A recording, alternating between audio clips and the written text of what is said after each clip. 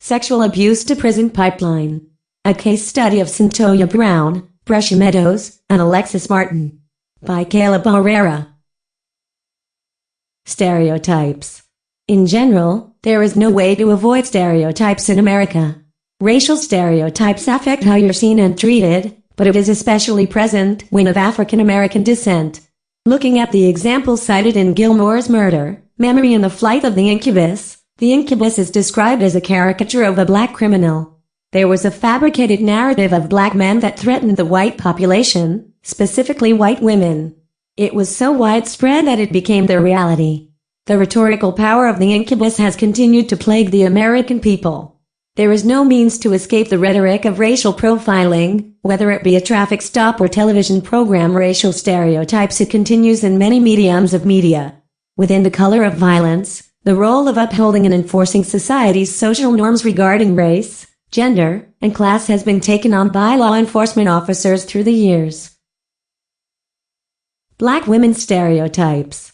According to the Carceral Feminism article, women marginalized by their identities, such as women of color, often do not fit preconceived notions of abuse victims and are often arrested as a result. Black women are stereotypically loud or aggressive or masculine.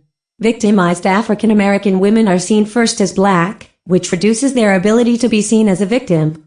The characterization of victims in media do not include women of color. They are seen as too strong to be abused. Unfairly belittling the trauma of survivors limits their ability to persecute their abusers and to defend themselves. A direct impact of the stereotyping is the fact that 66% of women arrested with their abusers are African American women. Police uphold the social norms. Therefore, the lack of protection and justice can be directly attributed to these preconceived notions of black women and abuse victims.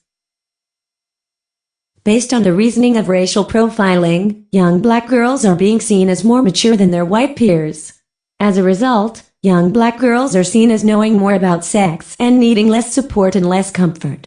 This results in a system that sees girls differently based on their skin color. This is an example of how previously conceived racial bias is impacted beyond recent years. The process of seeing young black girls as older than they are is known as adultification. It affects how they are treated by school administrators, law enforcement, and the justice system. It often begins during childhood.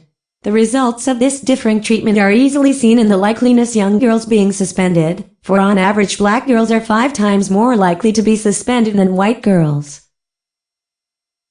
Alexis Martin was only 15 when her human trafficker was robbed and subsequently killed.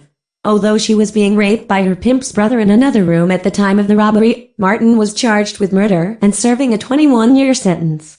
The Ohio Supreme Court upheld the decision of lower courts, for, as Justice French stated, there is no evidence that Martin was compelled or coerced into committing the offenses.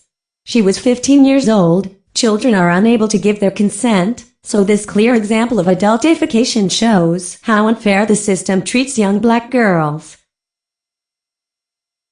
1 in 4 American girls will experience some form of sexual violence by the age of 18. When a decision is needed about the future of a young girl, their previous experiences are often overlooked. Instead, the perception of these girls solely based on their ability to conform to the conventional norms and stereotypes of feminine behavior, which is directly impacted by the perpetuated stereotypes placed on them. Therefore, young girls who do not fit expectations are subject to harsher judgment. Based on the above statistic, there is a large minority of girls who have survived trauma, and oftentimes trauma influences the behavior of anyone who experiences it. Although the juvenile detention facilities are meant to rehabilitate young offenders, trauma survivors are often seen as just poorly behaved and rebellious. By basing decisions on external behavior, the court often decides their sentences without including the needed trauma counseling and mental health services. In 2016, Brescia Meadows was 14 years old when she fatally shot her abusive father. She was originally sentenced without the acknowledgement of her diagnosed PTSD.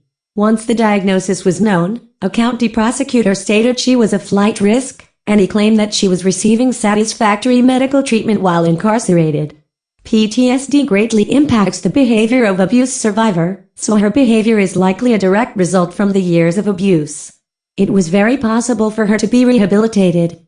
The social media campaign #FreeBrescia was instrumental in ensuring she was properly treated and sentenced. A plea bargain was made as a direct result of the public pressure. She is one of the lucky ones who actually received any acknowledgement. There are countless others who are not so lucky.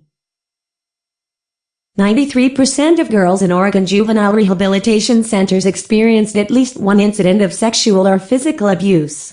The study in Oregon so discussed that 76% had experienced at least one incident of abuse by the age of 13. These experiences are often overlooked within the rehabilitation centers, for their troublesome behavior is examined in juvenile court, not the reasons behind it. The context of abuse is often not considered when determining the arrest or charge of a girl, despite the direct impact trauma has on behavior. It is well known that the effects of child sexual abuse can be long-lasting. A study done by Rights for Girls found that many of the young women who are in juvenile detention due to actions that are commonly caused by abuse-related trauma. The courts need to take into consideration the girls' experience. Instead, they overlook their histories, making the court guilt-free when taking away years from their childhood. Currently 29, Cyntoia Brown was originally only 16 when she was sentenced to life for first-degree felony murder and aggravated robbery. She was forced into prostitution at 16 and repeatedly raped and abused by her pimp. The victim took her back to his place for sex. However, she thought he was going to kill her for resisting him. The fear drove her to fatally shoot him. Although the case originally was going to be tried in juvenile court, she was tried as an adult. During her trial, the jury rejected her claim of self-defense. Her abuse was not taken into account. Instead of being a victim, she was tried and found guilty of murder within an adult criminal court. Due to her media attention and renewed status as a trafficked child, she was luckily pardoned in January 2019. There is a direct correlation between the sexual abuse and juvenile justice system, as stated by RIGHTS4Girls.org.